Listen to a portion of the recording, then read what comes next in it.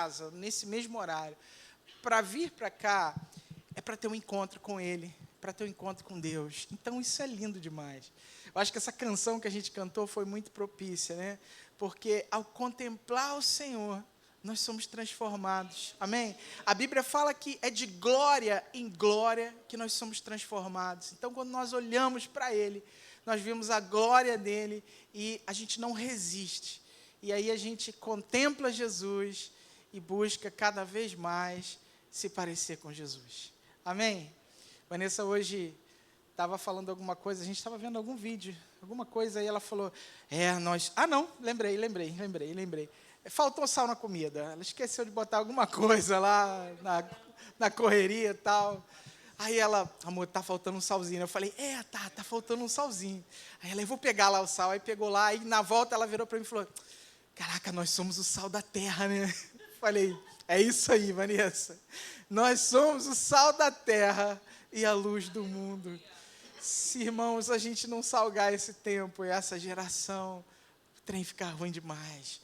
Então, você está aqui para salgar. Amém? Faça a diferença na vida do outro. Ilumine o outro, em nome de Jesus. Amém? Vamos à palavra do Senhor. Segunda carta aos Coríntios, capítulo 4, nós vamos ler o versículo 17 e o versículo 18. Irmãozinhos aí de trás, eu não estou na NVI. Se vocês não acharem a ARC, não tem problema. A gente lê assim mesmo. Eu li as duas versões, estou botando a Sofia para ralar, tá vendo? Prova de fogo dela hoje. Tranquilo, Sofia, pode deixar essa mesmo. A gente vai ler. Primeiro dia dela, né? Vamos ler nessa versão NVI, depois a gente... Ah lá, achou, glória a Deus, aleluia, eficiente essa menina, tem futuro. Glória a Deus. Fala assim, porque a nossa leve e momentânea tribulação produz para nós um peso eterno de glória, muito excelente. Não atentando nós nas coisas que se veem, mas nas coisas que não se veem. Porque as que se veem são temporais e as que não se veem são eternas. Fecha teus olhos. Pai, nós nos entregamos ao Senhor nessa noite, entregamos esse momento da palavra para que o Senhor possa falar aos nossos corações de maneira especial, Pai. Edifica a nossa vida hoje, mais uma vez nós te pedimos, Espírito Santo, nós estamos aqui por isso, para contemplar o Senhor, para ver o Senhor e sermos transformados pelo Senhor. E, Jesus, o Senhor está presente nessa palavra, o Senhor é a palavra, o Senhor é o Logos do princípio. No princípio o Senhor era o Verbo, e o Verbo estava com Deus, e o Verbo era Deus, e o Verbo se fez carne e habitou entre nós, e nós vimos a sua glória como a glória do unigênito do Pai. Então nós queremos te ver, Jesus, nessa noite, por intermédio da sua palavra. Fala conosco, nos atraia a sua glória, a sua presença, edifica os nossos corações, aumenta a nossa fé, faça aquilo que o Senhor deseja fazer sobre nós, Pai, nessa noite, em nome de Jesus. Amém e amém. Querido, esse texto é um pouco difícil às vezes de ler, principalmente quando a gente está passando por um momento mais complicado, mais difícil, sabe? Porque Paulo está falando assim, porque a nossa leve e momentânea tribulação produz para nós um peso eterno de glória muito excelente. Bom, talvez ao ler esse versículo você pode dizer assim, Paulo escreveu isso porque ele não estava na minha pele. Não é verdade? Que leve, Paulo, que momentânea tribulação, aonde você estava com a cabeça, e falar que a minha tribulação é leve, e que a momentânea, ela já está, há tanto tempo. O que Paulo está falando? Bom, querido, quem foi Paulo, né? Paulo foi um cara que passou por muita tribulação. Paulo foi preso, Paulo foi açoitado, Paulo passou fome, né? E por fim morreu decapitado. Mas Paulo não está diminuindo a dor da tribulação em si. Ele ele passou por tudo isso, né? E ele chama essa tribulação de leve e momentânea apenas para fazer um comparativo com a eternidade. Ele põe tudo isso na balança da eternidade para nós. Então, Paulo está olhando em uma outra perspectiva, sabe? E se a gente também olhar por a perspectiva do tempo presente, nós vamos errar, nós vamos desanimar e nós não vamos encontrar força. O que Paulo está fazendo aqui é usando para nós uma figura de linguagem chamada antítese. O que ele está fazendo aqui? Quando ele fala assim, quando ele diz que a tribulação é leve, ele está fazendo uma comparação com o peso da glória de Deus. Está percebendo a figura de linguagem aqui? Ele está falando assim, a sua leve e momentânea tribulação, ele só está comparando com o peso da glória de Deus, que é muito maior, muito mais poderosa. Estou vendo Pedro ali, eu não tinha visto ele. Me lembra de no final orar por ele, tá bom? Porque eu achei que ele não vinha, esse bonitão que está fazendo aniversário hoje, gente. Mas agora, quando Paulo usa a palavra momentânea, o que ele está fazendo? Ele está comparando com a eternidade. Você consegue entender isso? Então, ele está dizendo que o tempo presente, as coisas que nós passamos aqui, são leves em comparação com as coisas eternas que Deus tem preparado para nós. Ele está falando que é momentânea porque a vida aqui passa depressa, passa muito rápido. E por mais que você tenha a impressão de que a luta está muito grande, compara isso com a eternidade, faz um comparativo. O que é a eternidade? Senão algo que durará para sempre. Então Paulo está dizendo, vale a pena você perseverar, vale a pena você esperar, vale a pena você olhar nessa perspectiva que eu olho, porque eu também tenho sofrido, tenho sido perseguido, tenho naufragado.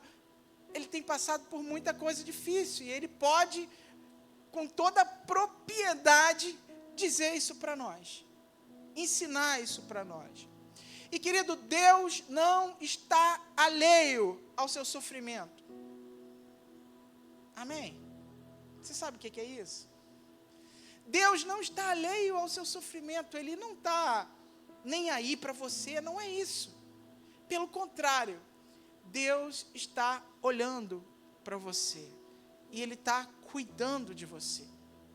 A questão toda é que o nosso Deus, Ele trabalha com propósito. Amém? Eu estava com Elias e com Tati essa semana num discipulado lá em casa. E essa palavra me saltou o coração. Quando Elias começou a falar alguma coisa, eu falei, Elias, você está me inspirando aqui a trazer algo para a gente conversar nesse domingo.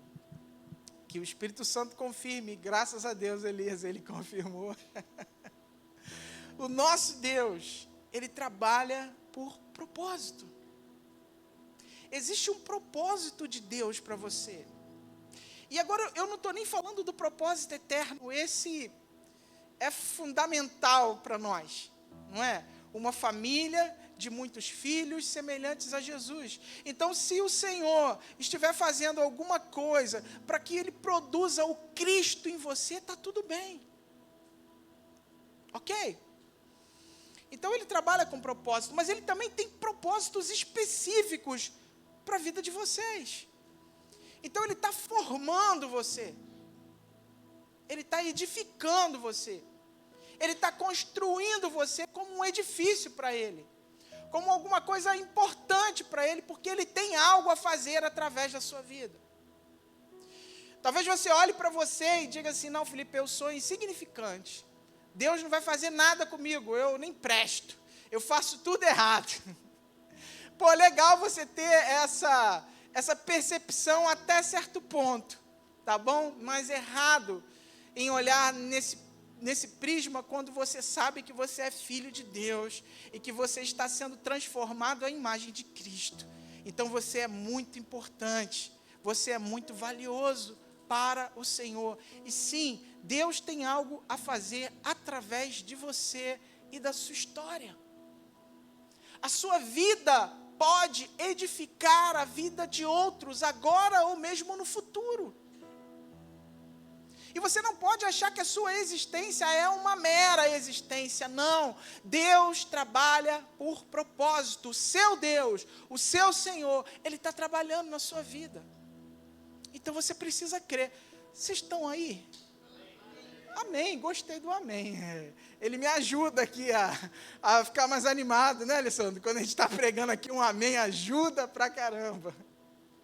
E mostra que você está entendendo o esquema. O Senhor nos ama, amado. E Ele tem um plano para a tua vida, um plano para a minha vida. Porque Ele é Pai. E eu queria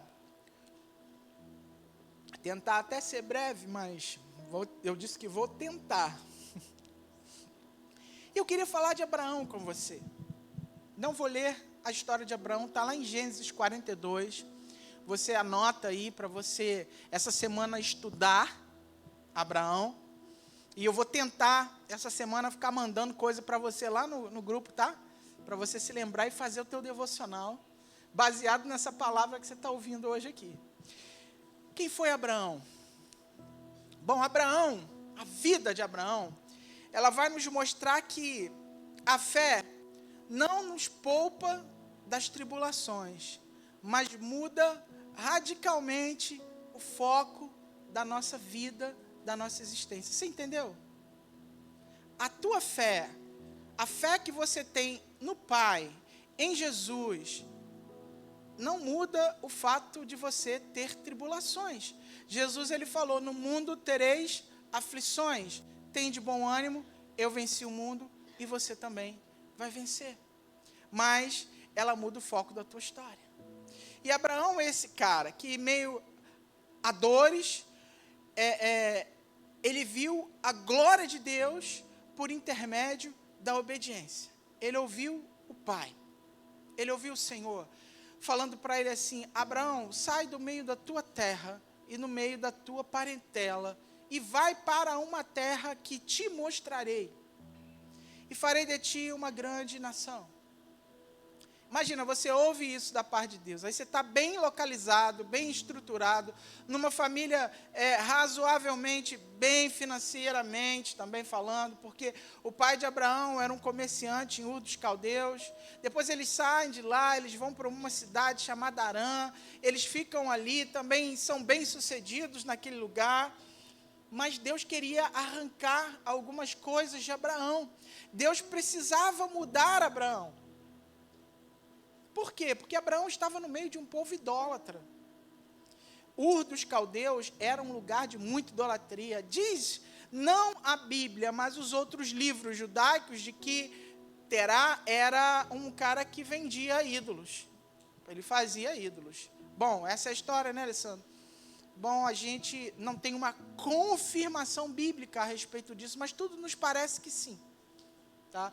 E aí existe uma história, não sei se eu já contei aqui para vocês, mas é uma história também paralela, e se você viu isso numa novela aí, de uma emissora, é mais ou menos baseada nessa historinha, mas diz que um dia o pai de Abraão, Terá, manda ele tomar conta dos ídolos. Ó, meu filho, toma conta da lojinha de ídolos aí para mim, vende uns ídolos aí. E aí ele fala, tá bom, pai, legal, beleza. O pai sai, ele fica ali, e ele olha para aqueles ídolos e ele quebra tudo. Ele só deixa um, o grandão, o maior, o mais forte. Aí ele vai, pega um pedaço de madeira e coloca na mão daquele ídolo. Pá, e senta. Quando o pai dele chega e vê aquela bagunça, o pai dele fala, meu filho, o que é isso? O que aconteceu? Você quebrou os ídolos? Eu não, pai.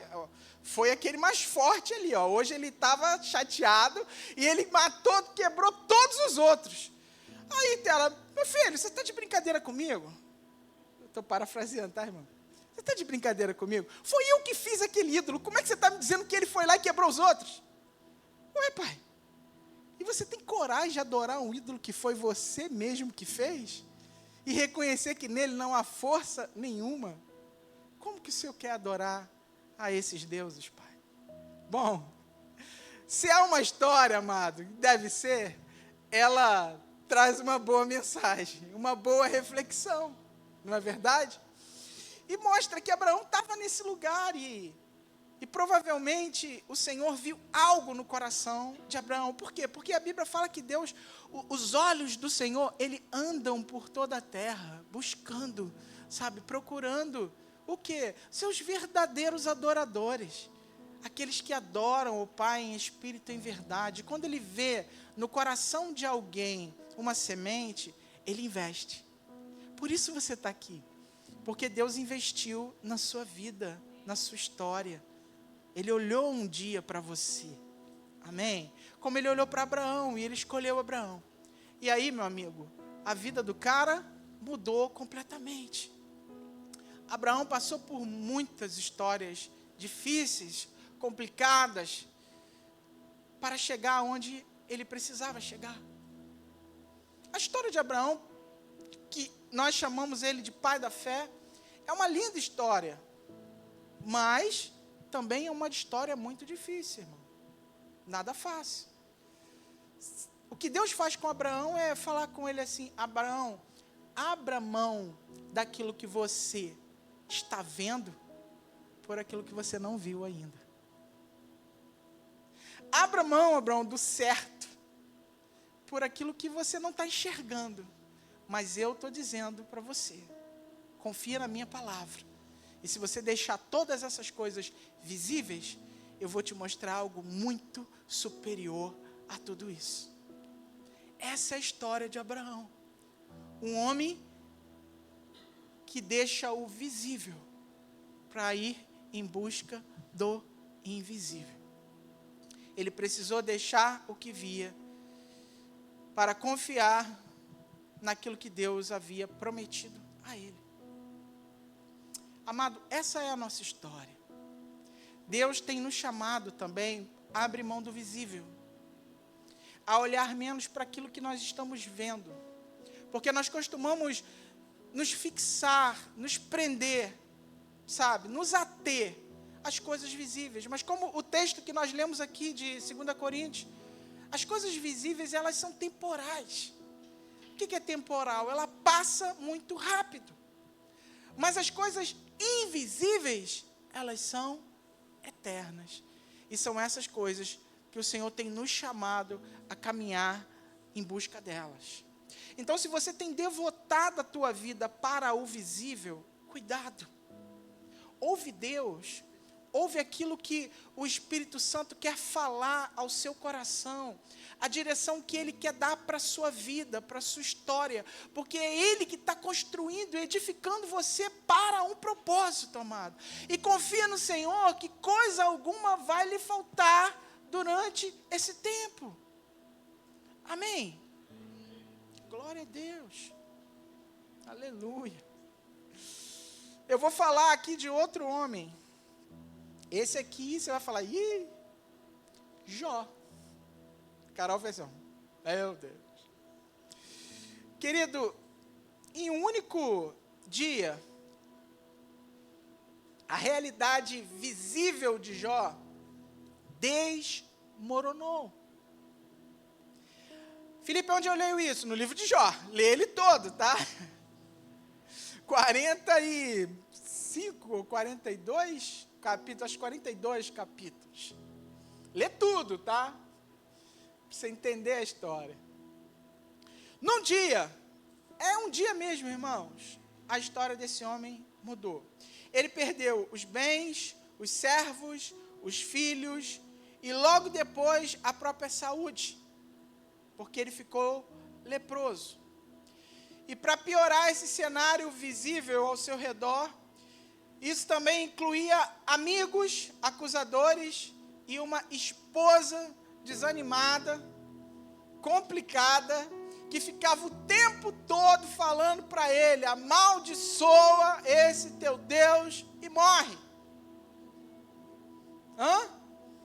A Vanessa está falando que ela foi a única que não morreu, a única que ele não perdeu. É, Deus, é isso aí.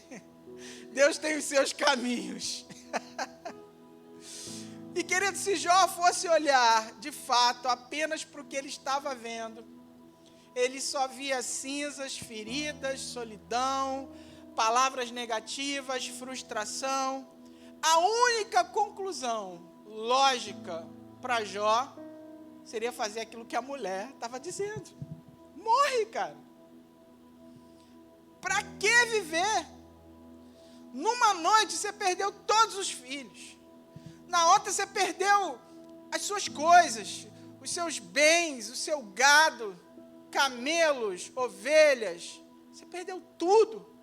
E daí um dia você acorda também cheio de chagas no corpo e tem que ficar se coçando com cacos. Essa foi a história de Jó. Tudo que ele via, e olha que era um cara, gente boa. O diabo estava dando uma voltinha lá na região celestial, tá? Um lugar chamado no Monte Santo. Ali ele pode ir, né?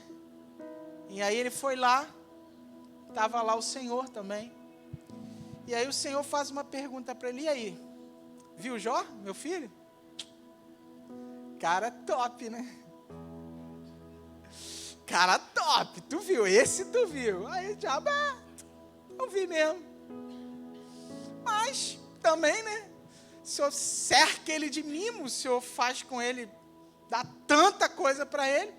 Começa a tirar umas coisinhas dele para você ver se ele não vai te negar.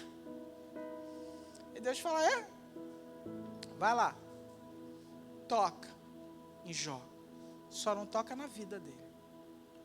Vamos ver que bicho vai dar. E o diabo sai, querido, furioso, que era tudo que ele queria. Tudo que o diabo quer tocar na nossa vida. Jesus, ele vira para os discípulos e fala assim: olha, Satanás pediu para se andar com a vida de vocês. Pedro, ele queria te moer, mas eu intercedi por vocês. Enquanto o diabo, ele quer acabar com a tua vida, irmão, o Senhor intercede por nós. Amém? Ele está no trono do Pai. E é aquele que intercede. Então fica tranquilo.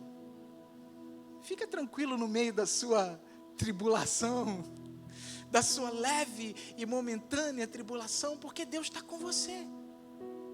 Ele está contigo. Você não está só. E Ele sabe que é difícil e que está difícil. E Jó está aqui para nos mostrar isso. Na vida de Jó, podemos ver ainda esse cara, esse personagem, o capeta, que trabalha contra os planos de Deus nas nossas vidas. E muitas vezes ele é de fato o responsável por nos conduzir ao mal. Veja bem, não é o diabo que peca. A Bíblia diz que nós pecamos segundo a nossa própria cobiça. O que o diabo faz é dar as oportunidades para você cair nas armadilhas dele. E aí o que fazer? Assiste a pregação de domingo passado. Lutando com as armas certas. Eu falei sobre oração. Eu falei sobre leitura da palavra. Uma vida devotada, devocional ao Senhor. Teve uma irmã aí, eu acho que ela não veio agora não. De manhã ela veio. Ela falou para mim, tô a semana inteira ali, lendo a palavra e orando. Eu falei, glória a Deus. Alguém me ouviu aqui nessa igreja. Está lá, Querido, é assim que nós precisamos estar. Jó era um cara que realizava sacrifícios a Deus por ele e pelos filhos. Ele era um cara temente a Deus. Ele de fato era um cara justo. Um cara que buscava o Senhor, que andava com Deus. Temia a Deus.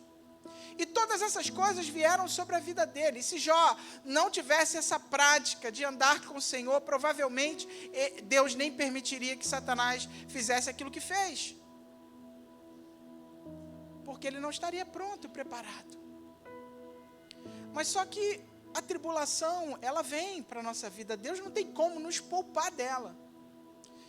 E às vezes, para alguns de nós, não há necessidade de que seja uma coisa tão grande como a de Jó.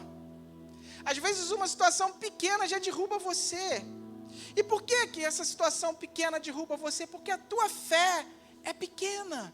A tua relação com o eterno, com o Senhor, é rasa.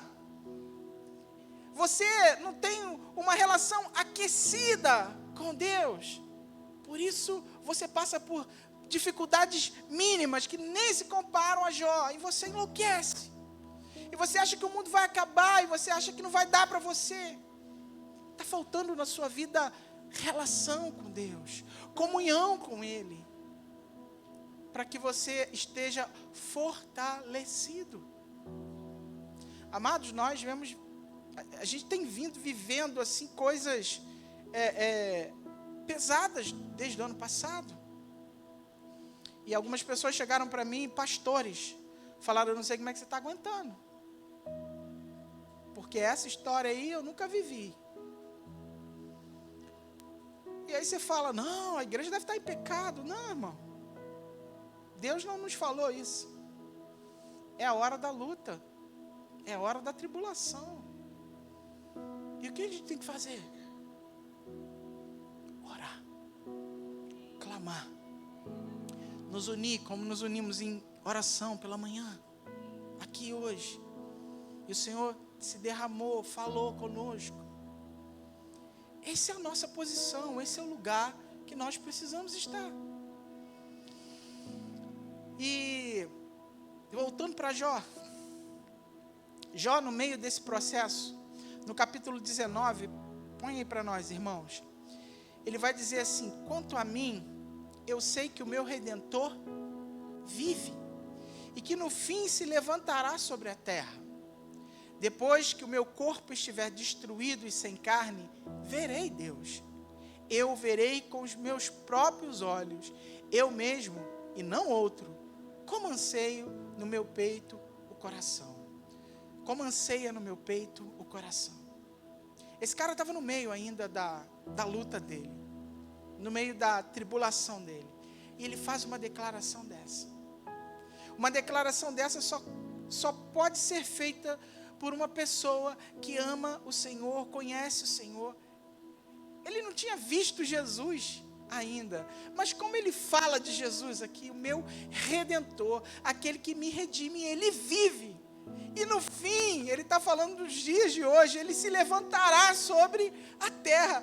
Depois que o meu corpo estiver morto, destruído, ele vai se levantar sobre a terra. E eu o verei. Ele está dizendo, eu vou ver o Senhor. Isso é fé. E essa fé de Jó é baseada naquilo que ele conhecia de Deus. Ele sabia que mesmo que o corpo dele fosse destruído, ele veria Deus. Ele veria o Senhor. Como que você tem andado, amado? Olhando para você, como é que você tem olhado para a sua pele? Como que você está? Você tem medo de perder a sua pele? Você tem medo de perder a própria vida? Não deveríamos. Não deveríamos, porque se o nosso coração está no Senhor, se a nossa esperança está não no visível, mas no eterno, o nosso anseio é por vê-lo. Amém? É por olhar para Ele. Foi esse mesmo coração que fez com que os discípulos de Jesus o amassem até a morte, fossem perseguidos e mortos por amor a Ele. Amaram a Jesus. E você também precisa amar o Senhor dessa forma e dessa maneira. Porque a condição que o Senhor nos chama para amá-lo é amar a Ele além da própria vida. Aquele que quiser ganhar a sua vida, foi o que Ele falou, perdê-la. Aquele que perder a vida por amor de mim, a encontrará. De que Jesus estava falando? Como que alguém que perde a vida pode achá-la? Que coisa louca é essa? Jesus estava justamente apontando para esse invisível, para a vida eterna com Deus. E às vezes, irmão, você está aqui, a tua luta não se parece em nada com a de Jó, mas você está aí se lamentando, chorando, resmungando, reclamando, porque você queria isso ou aquilo, porque você acha que um tem e você não tem, então Deus não te ama como Ele ama o fulano ou o beltrano. Que olhar mesquinho, irmãos. Que coração mesquinho nosso, de não ver o Senhor e o dom da vida que Ele nos dá, e a vida eterna que Ele nos concede em Cristo Jesus. Isso é maior do que qualquer coisa. Então não ande reclamando, murmurando, lamentando, choramingando. Viva com a alegria no seu coração, a alegria de servir o Senhor, de amar o Senhor, de ter o Senhor, de crer no Senhor, de confiar no Senhor. Ele está cuidando de você. Qual é a razão do nosso medo? Qual é o fundamento das nossas angústias, se não nesse tempo presente que nós estamos vivendo? E esse não é o nosso fundamento. O nosso fundamento é Cristo. A tua base é Jesus, não é esse mundo. Mas às vezes a gente ainda fala: eu te sirvo tanto, Deus, e o Senhor me retribui com tanta tribulação, com tanta luta, com tanta coisa. Tem misericórdia de mim. Eu sei, a gente às vezes fala assim com Deus, mas se arrependa,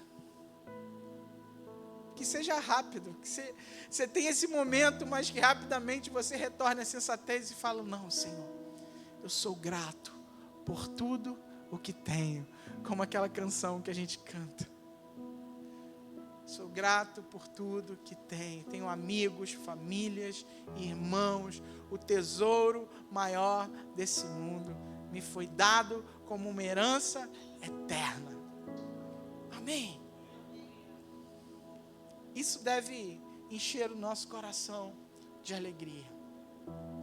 A história de Jó termina com uma restauração física, material, mas o maior ganho de Jó não foi o dobro das ovelhas e dos camelos que ele recebeu.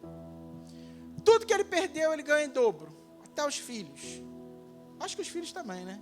Não, os filhos não. Filho não. Só as coisas. Os filhos foram... Ah, tá. Mesma quantidade. Obrigado.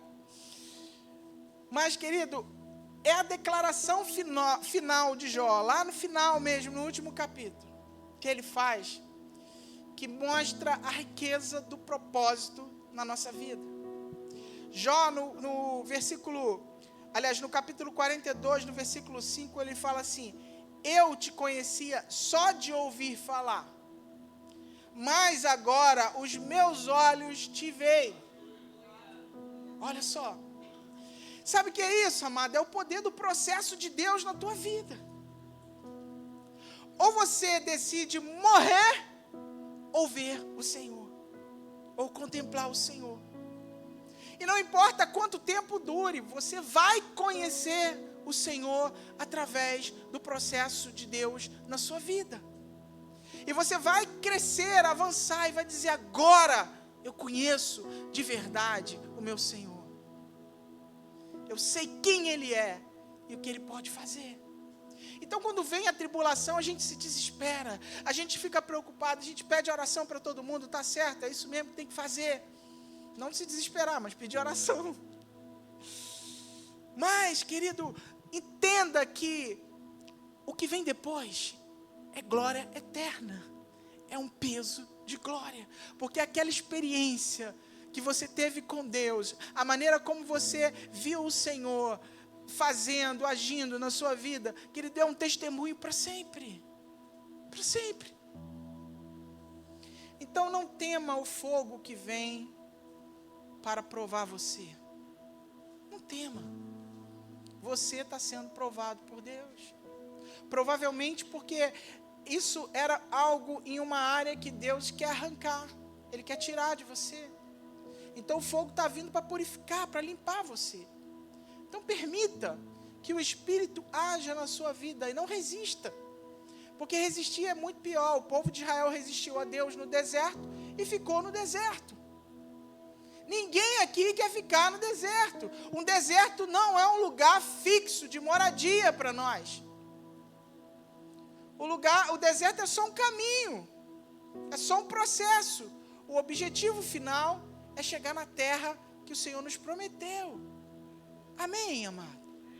Você crê nisso de verdade? Então confia no Senhor. Eu vou... dá tempo ainda. 10 minutos. Uau.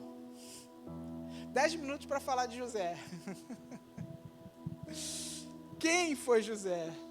Bom, se Abraão precisou deixar o que via, Jó precisou perder o que via, José teve que suportar o oposto. O oposto de tudo o que Deus havia mostrado para ele. José recebeu sonhos de grandeza da parte de Deus. Quem lembra o sonho de José? Eu vou rapidamente falar aqui.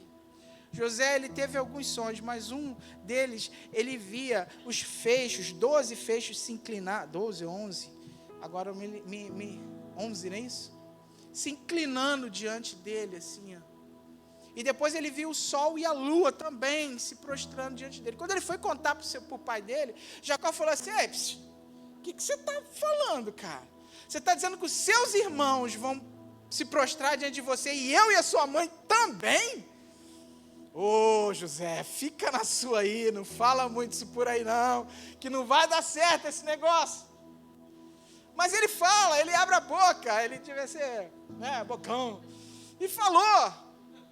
E meu irmão, o bicho pegou. Porque os irmãos já achavam que ele era o queridinho do papai, e ele era mesmo. Jacó gostava mais de José, porque ele era o filho da esposa amada, sabe? E aí, queridos, na primeira oportunidade, o que esses caras fizeram? Jogaram José no poço. E depois venderam ele para uma caravana de ismaelitas que venderam ele para o Egito. E aí você sabe a história. Cai lá na casa de Potifar e se dá bem, porque Potifar olha para ele e fala, tu é o cara, tu é inteligente, tu é esperto, o Espírito dos deuses está sobre você, então vem aqui, eu vou te colocar para ser o chefe da minha casa. Mas aí a mulher de Potifar olhou para o garotão lá e falou, esse hebreuzinho é bonito, vou tomar ele para mim. Numa das viagens de Potifar, ela tenta agarrar o cara, mas a Bíblia fala que ele corre com as roupas na mão. O negócio foi feio, irmão. A aprovação do amado ali não foi fácil, não. Olha só, hein? Vendido, aí cai como escravo, a história começa a dar aquela melhorada, assim, agora a vida está melhorando para mim. Aí vem outro baque, pá! Quando ele vê, ele está dentro da cadeia, é preso lá dentro, está lá, esquecido. Você já conhece alguém assim, que fala assim, cara, quando a coisa estava melhorando para mim, veio o negócio e puf, me deu uma rasteira. Meu Deus, o que está acontecendo? Quando eu penso que vai, não vai. Cadê o sonho? Cadê as promessas? Cadê aquela palavra que falaram para mim há 18 anos atrás, há 20 anos atrás, que não se cumpriu ainda? Misericórdia, Jesus. O que eu estou fazendo de errado? Qual é o meu pecado? Não é assim que a gente faz? Eu imagino que José também fez. Aí dentro da cadeia tem um sonho. 2 camaradas lá tem um sonho. Um é o copeiro, o outro é o padeiro. E aí o padeiro vê uma bandeja cheia de belas comidas, manjares, um monte de coisa, e vinha as aves e ele comia. O copeiro também tem um sonho lá, que aí do copeiro eu esqueci. E aí José falou, eu sei interpretar esse negócio de sonho aí, Deus me deu esse dom. Quer que eu ajude vocês? Fala. Ó, você, padeiro, você vai morrer. Vai ter jeito para você, não. Você, copeiro, você vai ser restituído à sua função. Quando vocês estiverem lá, lembra de mim, tá? Não sei o quê. E de fato, irmão, aconteceu exatamente como ele falou. O padeiro morreu. O copeiro foi restituído. Só que ele esqueceu. Mais uma vez, o irmão está esquecido lá. Percebe, irmão? Ó, inveja dos irmãos, cova, escravidão, acusação falsa, esquecimento na prisão. Essa foi a história de José durante 13 anos da sua vida. Agora, sabe o que é o melhor? Deus estava em todo o processo com José. Deus estava planejando, Deus tinha um tempo para ele. Deus tinha um tempo de formação. Deus tem um tempo de edificação. Deus tem o tempo certo para te dar as coisas que Ele promete para fazer na sua vida. E você precisa estar preparado e pronto nesse tempo. Então não é porque Deus falou hoje com você que Ele vai te dar hoje ou amanhã. Você tem que saber e aprender a esperar o tempo do Senhor na sua vida. E é o processo que importa. Porque é no processo que a gente aprende a conhecer Deus. E aí você já sabe a história. O faraó tem um sonho, o copeiro lembra de José, José interpreta, o faraó coloca José como governador do Egito. Um dia vem seus irmãos comprar mantimento, porque não tinha mais nada. E aí, olha o que acontece.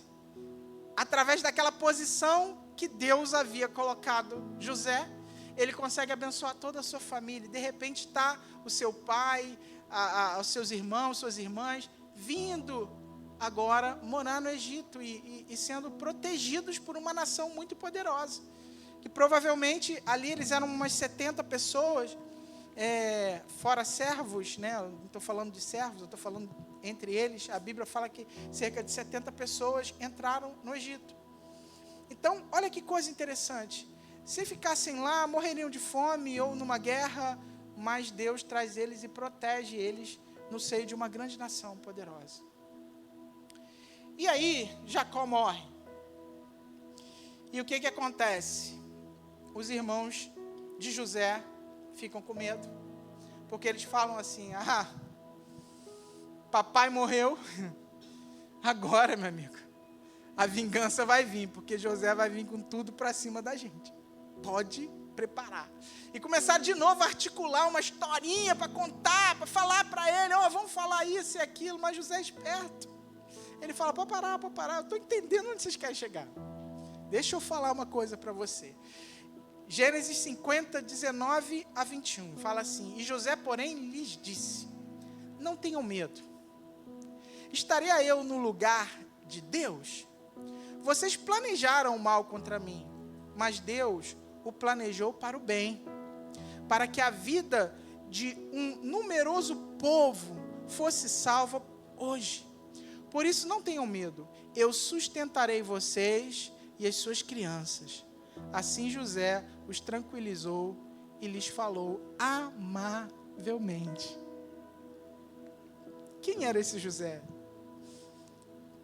Será que era o mesmo homem? O processo transformou José. A Bíblia está dizendo que ele falou amavelmente com aqueles irmãos que haviam vendido, maltratado ele. José não viu Jesus, não na proporção de que nós estamos vendo, mas ele é uma tipologia de Cristo.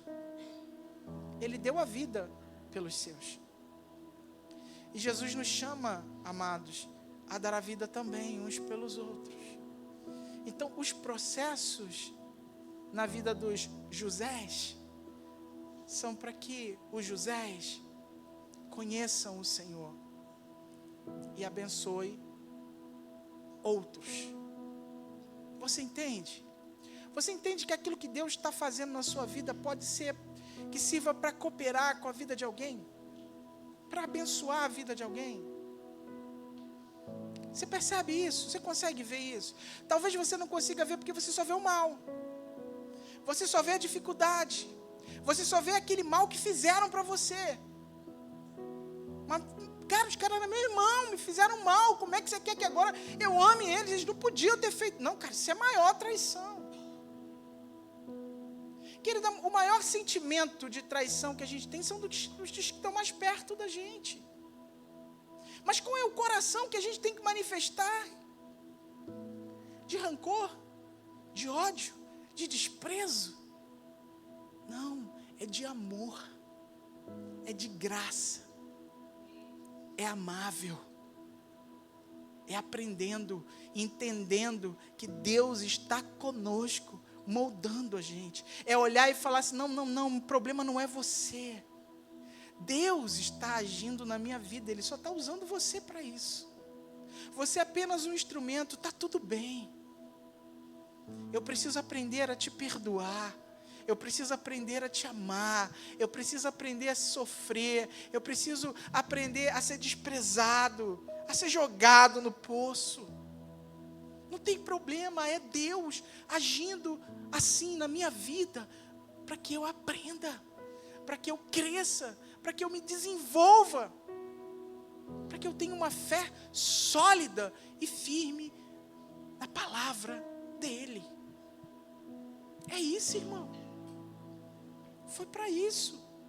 Para isso são as tribulações do tempo presente. Não entenda que Deus é mau e Ele está jogando tribulação para você. Não é Deus que joga as tribulações. Não foi Deus que jogou José num poço. Foram os irmãos dele movidos pelo mal. Mas Deus tomou o mal como bem na vida dele. E é isso que acontece. Deus toma o mal como bem na sua vida. A palavra diz que todas as coisas cooperam para o bem daqueles que amam a Deus e são chamados segundo o seu propósito. Você crê nisso? Precisamos crer. José não desistiu, permaneceu firme até o fim, porque creu na promessa do Senhor. Amém? Por fim, amados, eu estou terminando mesmo. A cruz de Cristo. A cruz, no visível, naquilo que a gente enxerga, ela parece ser o pior sinal de derrota, o maior sinal de derrota que alguém pode ter. Porém, Jesus contemplou a cruz e não desistiu da cruz. E por que Jesus suporta a cruz? Por causa do invisível.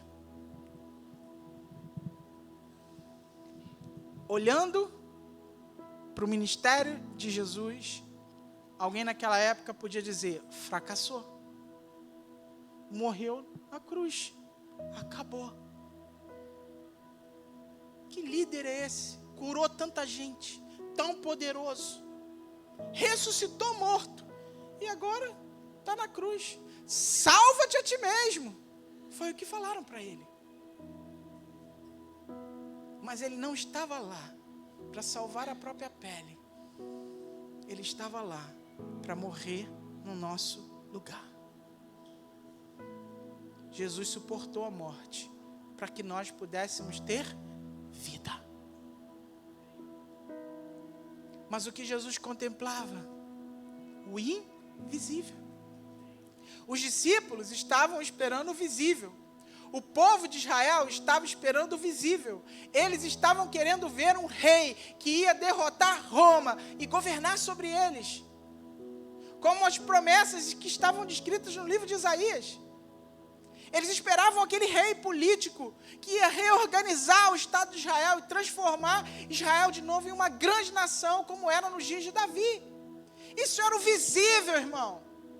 E é assim que às vezes está o nosso olhar. No visível, a gente só quer ver. Mas Deus quer nos fazer ver além. Ele quer abrir os nossos olhos espirituais e nos fazer enxergar as coisas invisíveis, porque essas são eternas. Por isso, Paulo está falando que a nossa tribulação é leve, momentânea, ela é passageira. E ela tem e vai produzir um peso de glória muito grande.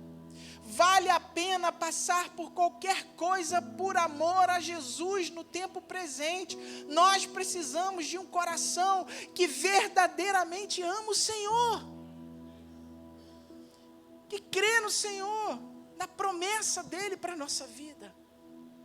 O visível vai passar rápido, as coisas vão acabar, elas se estragam, elas se perdem, ladrões roubam. Mas o invisível é eterno. A vida com Deus é eterna. E é por essa que nós precisamos devotar o nosso coração e dedicar tudo que temos, o que somos. Por mais que esteja doloroso o tempo presente para você, creia, amado, que é leve e momentâneo, como Paulo fala. Vai passar. Vai passar. Creia no Senhor. Confia nele. Entrega o teu coração e o teu caminho a Ele. Marcondes, a gente está sem violão, né? Tá ligado? Acho que ele tá.